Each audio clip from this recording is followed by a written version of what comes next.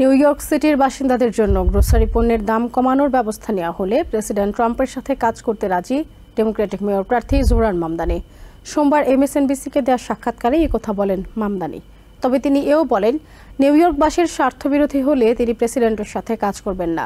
এদিকে প্রেসিডেন্টের ছেলে এরিক ট্রাম্প মনে করেন, উচ্চ হারে শুল্ক আরোপের ঘোষণায় ব্যবসায়ীরা নিউ ইয়র্ক ছেড়ে চলে যাচ্ছেন।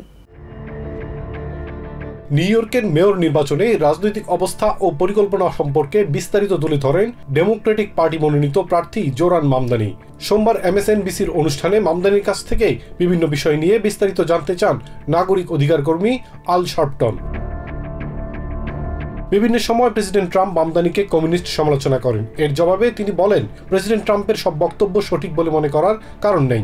ট্রাম্প প্রমাণ করেছেন আইনের প্রতি তার কোনো শ্রদ্ধা নেই। প্রেসিডেন্ট ট্রাম্পের বিরোধিতা বা তার পক্ষে কাজ করার প্রশ্নে তার মতামত জানতে চাইলে মামদানি বলেন, ট্রাম্প যদি গ্রোসারি পণ্যের দাম কমানো নিয়ে কাজ করেন তাহলে তার সাথে কাজ করতে আপত্তি নেই। একই সঙ্গে নিউ ইয়র্কবাসীর উপকারের জন্য কিছু হলে কাজ করতে ইচ্ছুক বলেও জানান মামদানি। প্রেসিডেন্ট ট্রাম্পের ছেলে এরিক ট্রাম্প মনে করেন, উচ্চ হারে শুল্ক আরোপের ঘোষণা দেওয়ায় নিউ ইয়র্ক ছেড়ে চলে যাচ্ছেন ব্যবসায়ীরা। বেশিরভাগ সম্পদই ফ্লোরিডা বা অন্য স্টেটে চলে যাচ্ছে। অন্যদিকে মামদানির বিরুদ্ধে বিদেশি অর্থের ব্যবহারের অভিযোগ তুলেছেন ইউনাইটেড রিফাইনিং কোম্পানির চেয়ারম্যান ও CEO জন কাস্তিমাদিদিস।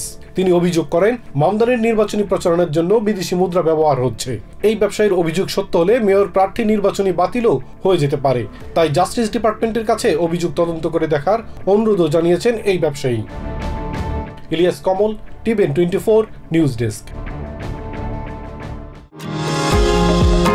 নিউ ইয়র্ক থেকে সম্প্রচারিত TVN 24 টেলিভিশন বিশ্বজুড়ে বাঙালির কণ্ঠস্বর।